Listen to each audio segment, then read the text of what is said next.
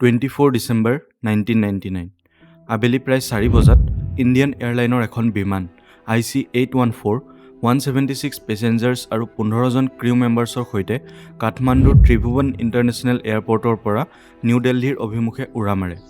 Christmas আৰু new ইয়েৰৰ সময় আছিল। বিমানখনত থকা সকলো যাত্ৰীৰ এটা বেলেগ এক্সাইটমেণ্ট আছিলে, কাৰণ কিছুমানে বহুত দিনৰ মূৰত নিজৰ ফেমিলিক লগ পাব গৈ আছিল। সকলো যাত্ৰী খুব আনন্দেৰে নিজৰ ডেষ্টিনেশ্যন পোৱা অপেক্ষা কৰি আছিলে, কিন্তু তেওঁলোকে এতিয়ালৈকে গমেই পোৱা নাছিলে তেওঁলোকৰ লগত কি হ'বলৈ গৈ আছিলে। এই 1 ঘণ্টা 45 মিনিটৰ ফ্লাইটখন তেওঁলোকৰ জীৱনৰ আটাইতকৈ দীঘলীয়া ফ্লাইট হ'বলৈ গৈ আছিলে।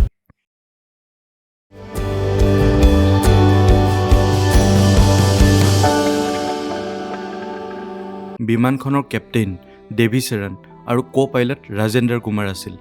বিমানখন এতিয়া প্ৰায় 10,000 ফিটত আছিলে আৰু নিউ দিল্লীৰ অভিমুখে গৈ আছিলে। কিছু সময়ৰ পাছতে এই বিমানখন নেপালৰ এয়াৰ স্পেচৰ পৰা ওলাই ইণ্ডিয়ান এয়াৰ স্পেচত এণ্ট্ৰি কৰিছিলে আৰু কেৱল 1.5 ঘণ্টামান পাছতে বিমানখন নিউ দিল্লীৰ ইন্দিৰা গান্ধী ইণ্টাৰনেশ্যনেল এয়াৰপৰ্টত লেণ্ড কৰিলেহেঁতেন। কিন্তু বিমানখন ইণ্ডিয়ান এয়াৰ স্পেচত এণ্টাৰ কৰাৰ পাছতে মুখত মাস্ক পিন্ধা আৰু হাতত বন্দুক লৈ থকা কেইজনমান ব্যক্তি পেছেঞ্জাৰ্ছসকলৰ সন্মুখত থিয় হৈ যায় আৰু তাৰে 2জন ব্যক্তি ককপিটত সোমাই পাইলট কেইজনক গান পইণ্টত লৈ লয়। সকলোৱে এতিয়ালৈ বুজিবলৈ বাকী নাছিলে তেওঁলোকৰ এই বিমানখন IC814 হাইজেক হৈ গৈছিলে। হাইজেকাৰ্ছকেইটাই বিমানখন নিজৰ কণ্ট্ৰলত লোৱা পাছতে পুৰুষ আৰু মহিলাসকলক বেলেগ বেলেগকৈ বহাই দিয়ে। ককপিটত থকা হাইজেকাৰ্ছকেইটাই বিমানখন ৱেষ্টৰ ফালে লৈ যাবলৈ পাইলটক প্ৰেছাৰ দিয়ে। কেপ্টেইন ডেভি চেৰানে প্ৰেছাৰত আহি বিমানখন ৱেষ্টৰ ফালে ঘূৰাই দিয়ে। পাইলটজনে হাইজেকাৰ্ছকেইটাই গম নোপোৱাকৈ মনে মনে ইণ্ডিয়ান এয়াৰ ট্ৰেফিক কণ্ট্ৰলাৰক বিমানখন হাইজেক হোৱা কথা মেছেজ দি দিয়ে। এনেদৰে আবেলি প্ৰায় 4:40 মিনিটত ইণ্ডিয়ান অথৰিটিয়ে ফ্লাইট IC814 হাইজেক হোৱা কথা গম পায়। ইফালে ফ্লাইটখনৰ কেপ্টেইনে হাইজেকাৰ্ছকেইটাক বুজাবলৈ চেষ্টা কৰে। ফ্লাইটত ফিউল কম আছে, ইণ্ডিয়াতে লেণ্ডিং কৰাই ৰিফিউলিং কৰিবলৈ ৰিকুৱেষ্ট কৰে, কিন্তু হাইজেকাৰ্ছকেইটাই ইণ্ডিয়াত লেণ্ডিং কৰিবলৈ চাফ মানা কৰি দিয়ে। ৰিফিউলিং কৰিবলৈ পাকিস্তানৰ লাহোৰ ইণ্টাৰনেশ্যনেল এয়াৰপৰ্টত লেণ্ড কৰিবলৈ কেপ্টেইনক প্ৰেছাৰ দিয়ে। কেপ্টেইনে লাহোৰ এয়াৰ ট্ৰেফিক কণ্ট্ৰলাৰক কণ্টেক্ট কৰে আৰু লেণ্ডিঙৰ পাৰ্মিশ্যন দিবলৈ ৰিকুৱেষ্ট কৰে, কিন্তু লাহোৰ ATCয়ে পাৰ্মিশ্যন নিদিয়ে। কেপ্টেইনে ইণ্ডিয়ান অথৰিটিক ৰিকুৱেষ্ট কৰে যাতে তেওঁলোকে পাকিস্তান অথৰিটিৰ লগত কথা পাতে আৰু লেণ্ডিঙৰ পাৰ্মিশ্যন দিয়ে, কিন্তু পাকিস্তানে কোনো পধ্যেই নামানে। অৱশেষত কেপ্টেইনে হাইজেকাৰ্ছকেইটাক ইণ্ডিয়াতে বিমানখন লেণ্ড কৰিবলৈ মনাই লয়। অমৃতসৰ এয়াৰপৰ্টত বিমানখন লেণ্ড কৰাৰ সিদ্ধান্ত লয়। সন্ধিয়া 6:46 মিনিটত বিমানখন অমৃতসৰ এয়াৰপৰ্টত লেণ্ড কৰে। এইটো হাইজেকাৰ্ছকেইটাই কেতিয়াও বিচৰা নাছিলে, কাৰণ ইণ্ডিয়াৰে ফ্লাইট এখন হাইজেক কৰি আকৌ ইণ্ডিয়াতে লেণ্ড কৰাটো হাইজেকাৰ্ছকেইটাৰ কাৰণে ভাল খবৰ নাছিলে। ইণ্ডিয়ান অথৰিটিৰ বাবে এইটো এটা গল্ডেন অপৰচুনিটি এই হাইজেকিংটো নিউট্ৰেলাইজ কৰিবলৈ। ইণ্ডিয়ান অথৰিটিয়ে যিমান পাৰে সিমান দেৰি কৰিবলৈ চেষ্টা কৰি আছিলে, যাতে তেওঁলোকে এটা অপাৰেশ্যন প্লেন কৰিব পাৰে।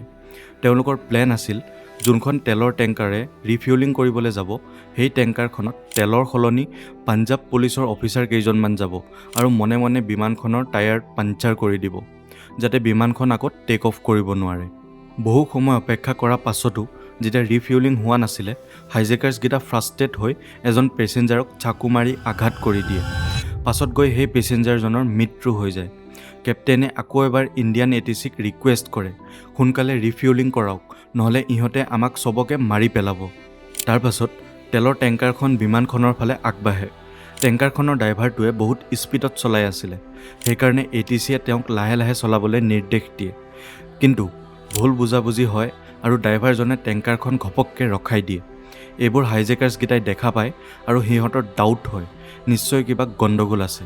বহুত হৈ গ'ল ৰিফিউলিং। হাইজেকাৰ্ছকেইটাই বিমানখন টেক অফ কৰিবলৈ কেপ্টেইনক প্ৰেছাৰ দিয়ে। কেপ্টেইনে বুজাবলৈ চেষ্টা কৰে বিমানখনত ফিউল বহুত কম আছে, কিন্তু হাইজেকাৰ্ছকেইটাই নামানে আৰু 7:50 মিনিটত বিমানখন আকৌ অমৃতসৰ এয়াৰপৰ্টৰ পৰা উৰা মাৰে। ইণ্ডিয়ান অথৰিটিয়ে এটা গল্ডেন অপৰচুনিটি মিছ কৰি দিয়ে। বিমানখন পাকিস্তানৰ লাহোৰ ইণ্টাৰনেশ্যনেল এয়াৰপৰ্টৰ ফালে উৰা মাৰে, কিন্তু পাকিস্তানে এতিয়াও লেণ্ডিঙৰ কাৰণে পাৰ্মিশ্যন দিয়া নাছিলে। তেওঁলোকে এয়াৰপৰ্টৰ লাইটবোৰ অফ কৰি দিয়ে, যাতে কেপ্টেইনে জবৰদস্তি প্লেনখন লেণ্ড কৰিব নোৱাৰে। বিমানখনত ফিউল বহুত কম আছিলে, সেইকাৰণে কেপ্টেইনে বাৰে বাৰে লেণ্ডিঙৰ কাৰণে ৰিকুৱেষ্ট কৰে, কিন্তু পাকিস্তানে পাৰ্মিশ্যন নিদিয়ে।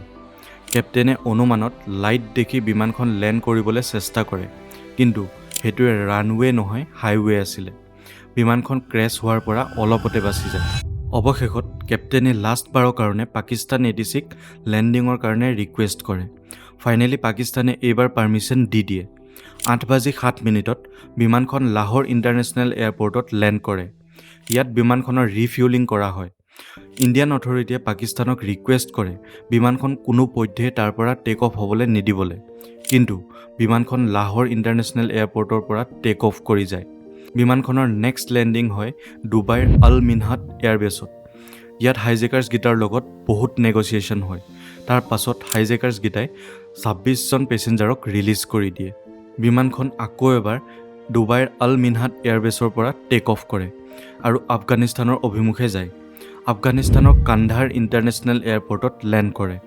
সেই সময়ত আফগানিস্তানত তালিবানৰ ৰাজত্ব আছিলে, কিন্তু এই তালিবান গভৰ্ণমেণ্টক আমাৰ ইণ্ডিয়ান গভৰ্ণমেণ্টে ৰেকগনাইজ নকৰে। তালিবানে বিমানখন চাৰিওফালৰ পৰা ঘেৰি লয় আৰু ইণ্ডিয়ান গভৰ্ণমেণ্টক নেগচিয়েশ্যনত সহায় কৰাৰ অফাৰ দিয়ে, কিন্তু তেওঁলোকে কোনো ধৰণৰ মিলিটেৰী অপাৰেশ্যন কৰিবলৈ নিদিয়ে। এতিয়ালৈ বিমানখনৰ পেছেঞ্জাৰসকলৰ অৱস্থা বহুত বেয়া হৈ গৈছিলে। টয়লেটবোৰ ফুল হৈ গৈছিলে, বহুত বেয়া গোন্ধ ওলাব ধৰিছিলে। 6 দিনলৈকে বিমানখন এই কান্ধাৰ ইণ্টাৰনেশ্যনেল এয়াৰপৰ্টতে ৰৈ থাকে আৰু পেছেঞ্জাৰসকল বিমানখনৰ ভিতৰত। তেওঁলোকৰ মানসিক অৱস্থা কেনেকুৱা আছিল আমি হয়তো কেতিয়াও বুজিব নোৱাৰিম। অৱশেষত হাইজেকাৰ্ছকেইটাই নিজৰ ডিমাণ্ডছবোৰ ইণ্ডিয়ান গভৰ্ণমেণ্টক দিয়ে। $200 মিলিয়ন, ইণ্ডিয়ান কাৰেঞ্চিত 1650 কোটি টকা, লগতে 36টা টেৰৰিষ্ট যি ইণ্ডিয়াৰ জেলত আছিলে ৰিলিজ কৰাৰ ডিমাণ্ড কৰে। বহুদিন জবৰদস্ত নেগচিয়েশ্যন হোৱাৰ পাছত ফাইনেলি 36টা প্ৰিজনাৰ্ছৰ সলনি মাত্ৰ 3টা প্ৰিজনাৰ্ছক ৰিলিজ কৰাৰ সিদ্ধান্ত লয়। ইণ্ডিয়ান অথৰিটিয়ে 3টা প্ৰিজনাৰ্ছক ৰিলিজ কৰি দিয়ে আৰু হাইজেকাৰ্ছকেইটাই পেছেঞ্জাৰসকলক ৰিলিজ কৰি দিয়ে। তালিবানে হাইজেকাৰ্ছকেইটাক নিজৰ গাড়ীত বহাই পাকিস্তানৰ ফালে লৈ যায়। আচলতে তালিবানে ইণ্ডিয়াক সহায় কৰি আছিলে নে হাইজেকাৰ্ছকেইটাক, এইটো কোনেও গম নাপায়। আশা কৰিছোঁ এই ভিডিঅ'টোৰ পৰা আপুনি কিবা শিকিব পালে। এনেকুৱা ইনফৰ্মেটিভ ভিডিঅ' চাই থাকিবলৈ আমাৰ চেনেলটো ছাবস্ক্ৰাইব কৰি দিব। লগ পাম এটা নতুন ভিডিঅ'ৰ সৈতে। আজিলৈ ধন্যবাদ।